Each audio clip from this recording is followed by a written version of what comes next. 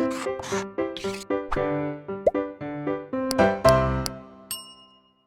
Students, welcome back to Blueprint Digital. आज की इस वीडियो में हम नॉन कॉर्डेटा का अगला फाइलम यानी कि संघ प्लेटीहेल्मिन्थीज के बारे में पढ़ेंगे। वीडियो को स्टार्ट करने से पहले हमारे चैनल को सब्सक्राइब करें और बेल आइकन दबाना न भूलें, जिससे हमारे लेटेस्ट वीडियोस की नोटिफिकेशन आपको प्राप्त होती रहे। अब हम आज के टॉपिक पर आते हैं। प्लेटीहेल्मिन्थीज टर्म गेगनबॉर्न ने कॉइंड किया था।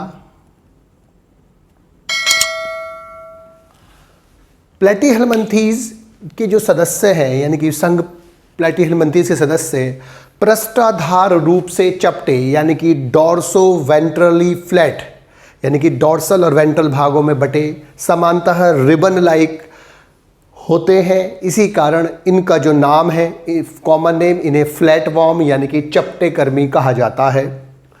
इस संघ के जो जंतु होते हैं उनके जो प्रमुख लक्षण हैं, सबसे पहले वास एवं वास स्थान में देखेंगे कि ये जो जंतु होते हैं प्रायः परजीवी होते हैं। इन दो क्लास के मेंबर समानतः परजीवी होते हैं और ये केवल स्वतंत्र जीवी होते हैं। तो सामान्यतः ये परजीवी होते हैं, लेकिन कुछ जैसे प्लैनेरिया स्वच्छ जलीय या मतलब स्वतंत्र जीवी होते हैं जो स्वच्छ जल में अथवा समुद्री जल में पाए जाते हैं। इसके बाद इन ऑर्गेनिज्म की जो बॉडी है वो डॉर्सोवेंट्रली फ्लैटेंड होती है, इनकी पृष्ठाधार रूप से चपटी होती है। और ये जो इनकी बॉडी होती है वो बाइलेटरल सिमेट्री यानी कि द्विपार्श्व सममिति शो करते हैं। तो इनकी जो सिमेट्री होती है वो द्विपार्श्व सममित होती है। ये द्विपार्श्व सममिति प्रदर्शित करते हैं, अर्थात इनकी सिमेट्री द्विपार्श्व होती है, बाइलेटरल सिमेट्रिकल होते हैं। शरीर संगठन यानी कि बॉडी ऑर्गेनाइजेशन, ये अंग प्रकार का यानी कि ऑर्गन ग्रेड सिस्टम प्रस्तुत करते हैं। अंग प्रकार का शरीर संगठन प्रस्तुत करते हैं और इनके अग्र और पश्च सिरे स्पष्ट होते हैं, अर्थात इस संघ के जंतुओं से जंतुओं की बॉडी के अग्र और पश्च, एंटीरियर और पोस्टीरियर पार्ट्स स्पष्ट होने लगते हैं और इसी संघ से हेड का प्रारंभ होता है, यानी कि हेड, इसी शीर्ष इस संघ से स्टार्ट होता है। पहली बार हेड जैसी संरचना कहाँ प्रेजेंट होती है? प्लेटीहेल्मिन्थीज में। इसके बाद जनन स्तर, ये ट्रिप्लोब्लास्टिक यानी कि त्रिकोरकीय होते हैं और इनकी जो बॉडी वाल है यानी इनकी जो बॉडी है वो 3 जर्म लेयर, एक्टोडर्म, मेसोडर्म और एंडोडर्म से बनी होती है। और इनकी जो देह भित्ति होती है उस देह भित्ति में 3 स्तर होते हैं।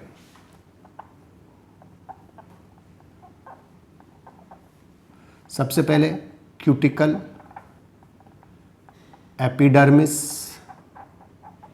और सबसे नीचे की तरफ मसल लेयर। इसे उपचर्म कहते हैं, इसे बाह्य त्वचा और इसे पेशी स्तर। तो सबसे बाहर की तरफ क्यूटिकल उपस्थित होती है, उपचर्म उपस्थित होती है और फिर उसके बाहर की तरफ, अंदर की तरफ बाह्य त्वचा और उसके बाद पेशी स्तर होती है। इनकी जो एपिडर्मिस होती है उसमें खास बात क्या होती है? वो सिंसाइशियल होती है,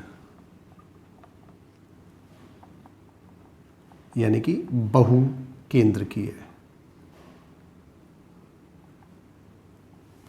कई सारे केंद्रक होते हैं, शुरू में सिंगल सेल होती है, लेकिन बाद में जो 2 सेल्स के बीच में सेप्टा होते हैं यानी कि जो पट सेल्स को विभाजित कर रहे होते हैं उनके बीच की जो वाल होती है, सेप्टा होते हैं, वो डिसॉल्व हो जाते हैं, घुल जाते हैं और जिससे एक बहु केंद्र की संरचना बनती है, इसे सिंसाइशियल बोलते हैं। तो इनकी एपिडर्मिस सिंसाइशियल होती है। और क्यूटिकल जो होती है उसका मेन काम क्या है कि जो पोषक के पाचक रस हैं, एंजाइम्स हैं, उनसे परजीवी की रक्षा करना, उनसे इस क्यूटिकल के कारण ही जो पोषक के पाचक रस हैं, पाचक एंजाइम है, डाइजेस्टिव जूसेस हैं, डाइजेस्टिव एंजाइम्स है, वो इस परजीवी को हार्म नहीं कर पाते, उसको डाइजेस्ट नहीं कर पाते और वो सुरक्षित पड़ा रहता है। एपिडर्मिस के नीचे की तरफ जो लेयर होती है वो 3 प्रकार की मसल्स होती हैं।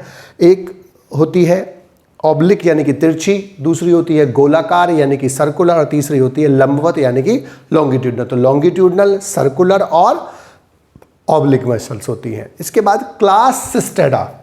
क्लास सिस्टेडा को छोड़कर अन्य सभी जंतु जो होते हैं वो जो उनमें डाइजेस्टिव सिस्टम होता है, पाचन तंत्र होता है, वो प्रेजेंट होता है। अब इसमें देखो पाचन तंत्र अनुपस्थित दिखाई दे रहा है, इनमें खास बात है, ये इसका इंपॉर्टेंट फीचर है।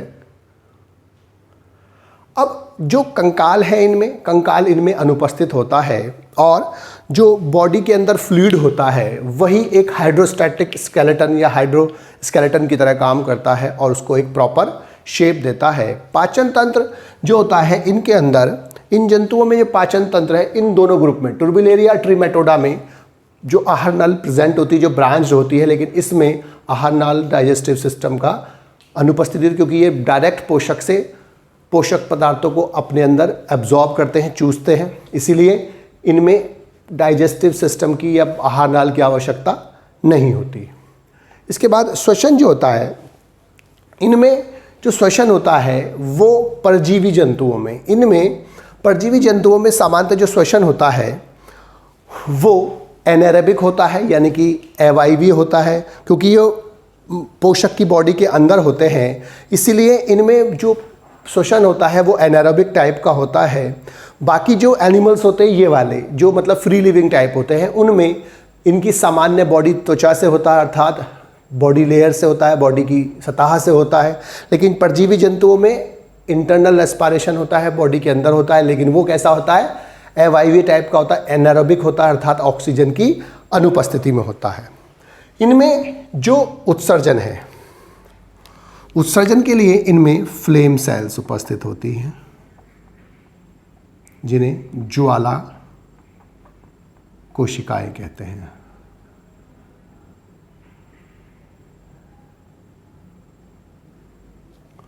और इन्हें प्रोटोनेफ्रीडिया भी बोलते हैं।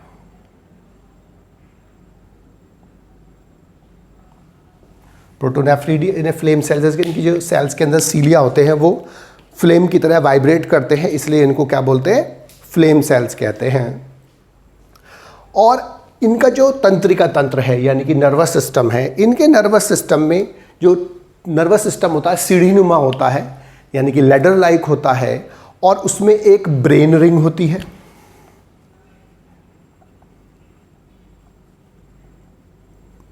ब्रेन रिंग वलय होता है, गोल सी रिंग होती है, और दो प्रमुख लॉन्गिट्यूडनल यानी कि अनुदैर्ध्य नर्व्स पाई जाती हैं। दो अनुदैर्ध्य नर्व्स, इनके नर्वस सिस्टम में दो पार्ट होते हैं, एक ब्रेन रिंग और दूसरा दो अनुदैर्ध्य नर्वस सिस्टम, और ये कैसी होती है, सीढ़ीनुमा होता है।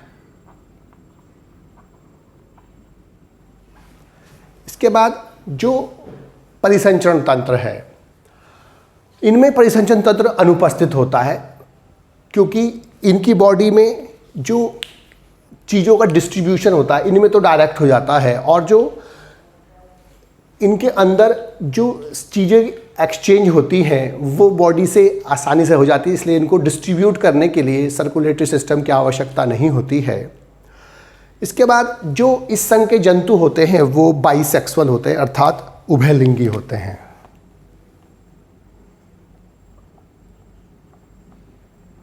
अर्थात एक ही जंतु में मेल और फीमेल रिप्रोडक्टिव पार्ट्स उपस्थित होते हैं, लेकिन इनमें निषेचन पर निषेचन होता है, अर्थात क्रॉस फर्टिलाइजेशन पाया जाता है। लेकिन कुछ जंतु जैसे टीनिया में, और निषेचन कैसा होता है, पर निषेचन। कुछ जंतु में सेल्फ फर्टिलाइजेशन, यानी स्व निषेचन होता है। सामान्यतः किसी भी जंतु में स्व निषेचन यानी कि सेल्फ फर्टिलाइजेशन नहीं पाया जाता, लेकिन कुछ प्लेटिहेलमिन्थीज जैसे टीनिया में सेल्फ पॉलिनेशन पाया जाता है। इनके अंदर जो बॉडी के पार्ट्स होते हैं, जो प्रोग्लोटिड्स कहलाते हैं पार्ट, जो सूडियो मेटामेरिज्म पाया जाता है इसमें, तो उसके अंदर जो सेगमेंट्स होते हैं, प्रोग्लोटिड्स होते हैं, उन्हीं के अंदर मेल और फीमेल पार्ट होते हैं। उसी के अंदर मेल और फीमेल पार्ट एक ही ऑर्गेनिज्म के आपस में फर्टिलाइजेशन कर लेते हैं, इसीलिए इसमें सेल्फ फर्टिलाइजेशन पाया जाता है। इनमें जो शरीर गुहा है, यानी कि जो सीलोम टाइप स्ट्रक्चर होती है, वो एब्सेंट होती है, यानी कि ये देह गुही ये जंतु है, इनमें सीलोम अनुपस्थित होती है। परिवर्धन में यानी कि डेवलपमेंट में जो भ्रूण का परिवर्धन होता है वो प्रत्यक्ष अथवा अप्रत्यक्ष होता है, यानी कि डायरेक्ट और इनडायरेक्ट, प्रत्यक्ष अथवा अप्रत्यक्ष। प्रत्यक्ष में जायगोट से सीधी संतानों का निर्माण होता है, जबकि अप्रत्यक्ष में जायगोट से एक मध्यवर्ती संरचना यानी कि लार्वा का निर्माण होता है। और यहाँ पर जो लार्वा होता है, तो यहाँ पर इन जंतुओं में जो खास बात है, इनमें योक सैक और वाइट लाइन ग्रंथियाँ ग्लैंड्स पाई जाती हैं। और इन ग्लैंड्स का काम क्या होता है कि एग को पोषण प्रदान करना होता है। तो इनके परिवर्धन में प्रत्यक्ष अथवा अप्रत्यक्ष होता है, अर्थात डायरेक्ट भी बन सकता है ऑर्गेनिज्म, और वो इनडायरेक्टली लार्वा के थ्रू भी बन सकता है। लेकिन इनके अंदर एग्स को न्यूट्रिशन देने के लिए, पोषण प्रदान करने के लिए योक और वाइट लाइन ग्लैंड्स प्रेजेंट होती हैं। वाइट लाइन ग्रंथियां।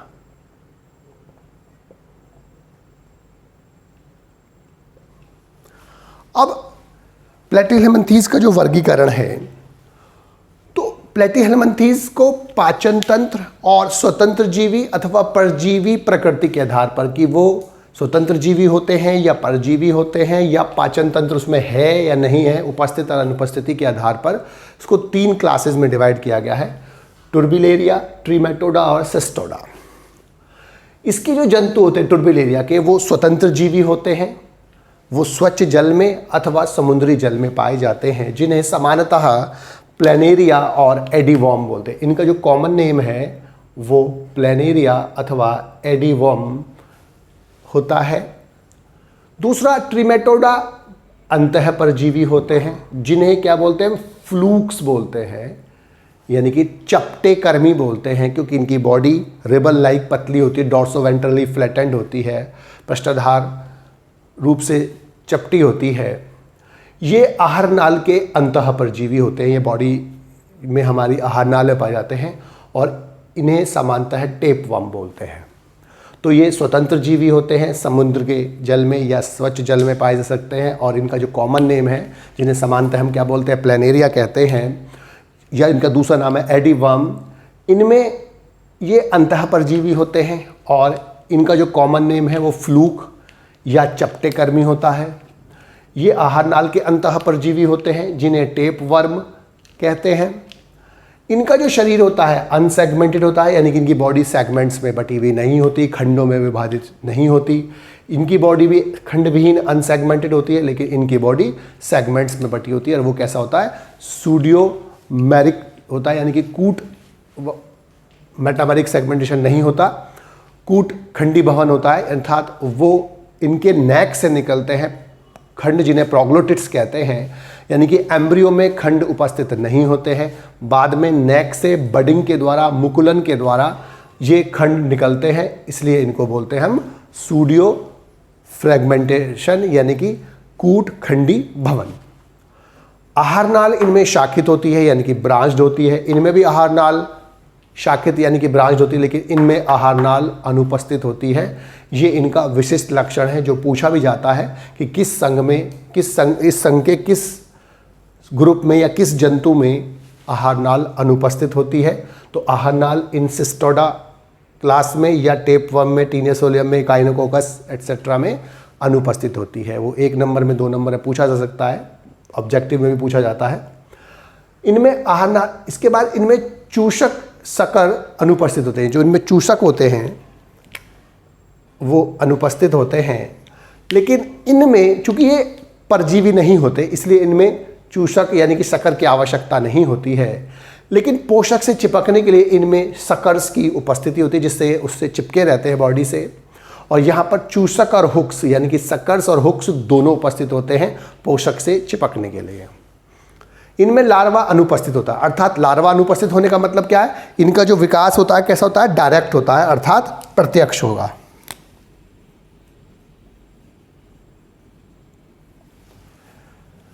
इनमें जो लार्वा होता है उपस्थित होता है और वो एक से अधिक पोषक होते हैं, अर्थात इसमें अप्रत्यक्ष हो गया, विकास अप्रत्यक्ष हो गया, इसमें भी अप्रत्यक्ष है,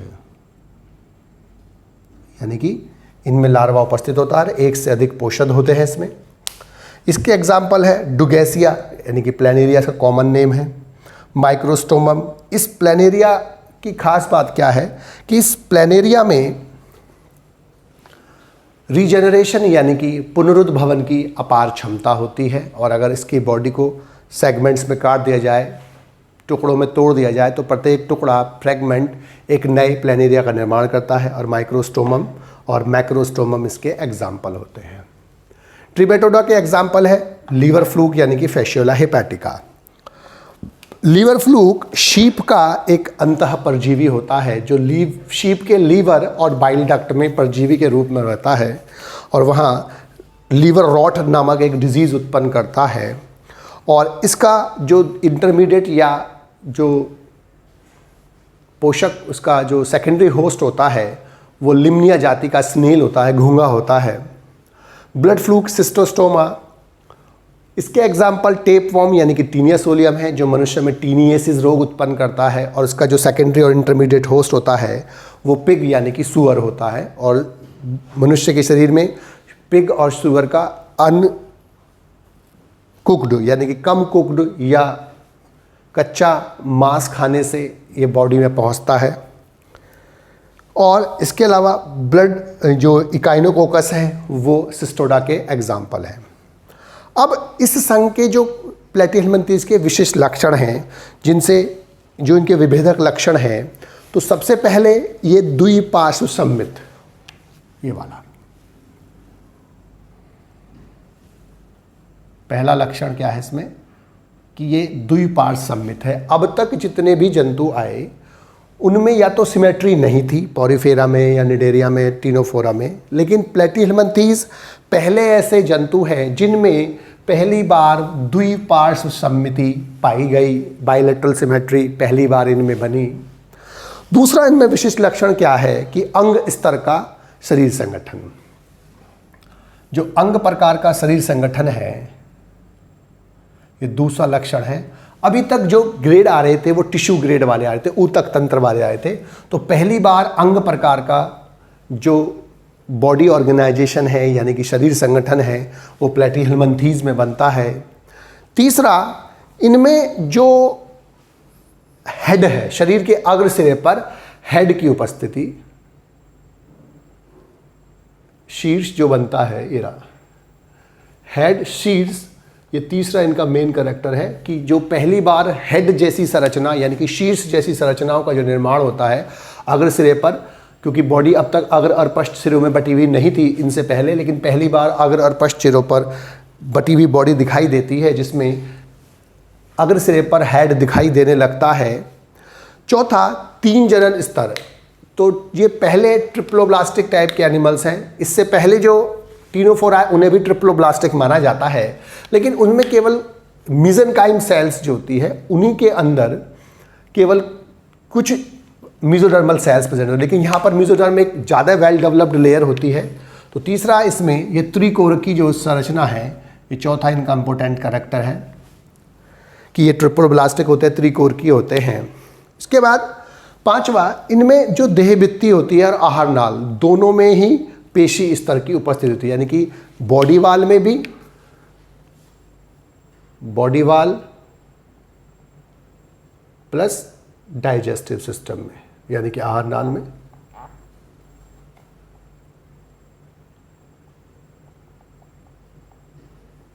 पेशी स्तर यानी कि मसल लेयर, ये इसका पांचवा लक्षण है जो इम्पोर्टेंट लक्षण है इसका, या जो विभेदक लक्षण है कि इनकी बॉडी वाल में, देहभित्ति में भी और आहार नाल में भी पेशी स्तर पाया जाने लगता है। और ब्रेन रिंग और नर्व कॉर्ड की उपस्थिति। इनमें जो ब्रेन रिंग होता है वो बनने लगता है। अब से पहले किसी भी एनिमल में आपको ब्रेन लाइक स्ट्रक्चर दिखाई नहीं दी, क्योंकि अब तक जितने भी एनिमल्स आए हैं, जितने भी संघ आए हैं, उनमें जो नर्वस सिस्टम है या तो था नहीं, जैसे पॉरीफेरा में। लेकिन अगर टीनोफोरा में और निडेरिया में नर्वस सिस्टम बनता भी है तो नर्वस सिस्टम एक नेट के रूप में बना था निडेरिया में, और थोड़ा सा और डेवलप्ड होकर बना था किसमें, टीनोफोरा में। लेकिन यहाँ पहली बार ब्रेन जैसी structure, brain ring type structure बनती है और नर्व कॉर्ड जैसी स्ट्रक्चर बनती है। तो पहली बार जो ब्रेन का डेवलपमेंट स्टार्ट होता है, ब्रेन जैसी संरचनाओं का जो विकास होता है, वो प्लेटीहेल्मिन्थीज में होता है। तो ये 6 मेन कैरेक्टर है जो इनके विभेदक लक्षण हैं। नंबर 1, इनमें बायलैटरल सिमेट्री पाई जाती है। नंबर 2, इनमें अंग प्रकार का शरीर संगठन पाया जाता है। नंबर 3, शरीर के अग्रभाग पर एक हेड जैसी संरचना का विकास होने लगा है। ये ट्रिपल ब्लास्टिक एनिमल्स होते हैं जो सही मायने पहली बार ट्रिपल ब्लास्टिक टाइप के ऑर्गेनिज्म बने। चौथा ट्रिपल ब्लास्टिक हो। 5वां, इनकी देहभित्ति में, आहार नाल में, यानी कि बॉडी वाल, देहभित्ति प्लस आहार नाल दोनों में पेशी स्तर पाए जाने लगे। और छठा, ब्रेन रिंग यानी कि ब्रेन जैसी संरचनाओं का पहली बार इनमें विकास हुआ है। इससे पहले जो नर्वस सिस्टम था वो इतना डेवलप नहीं था कि ब्रेन जैसी संरचनाओं का निर्माण करता। अब तक जो नर्वस सिस्टम थे वो अल्प विकसित के कम विकसित थे। बच्चों, आज की इस वीडियो में बस हम इतना ही पढ़ेंगे। हमारी इस वीडियो को आप लाइक करें और अपने दोस्तों के साथ शेयर करें। यदि आपका कोई डाउट है तो आप हमें कमेंट करके बता सकते हैं। इस अध्याय को और अच्छे से पढ़ने और समझने के लिए आप चित्रा प्रकाशन की बुक एक्टिव जीव विज्ञान की सहायता भी ले सकते हैं।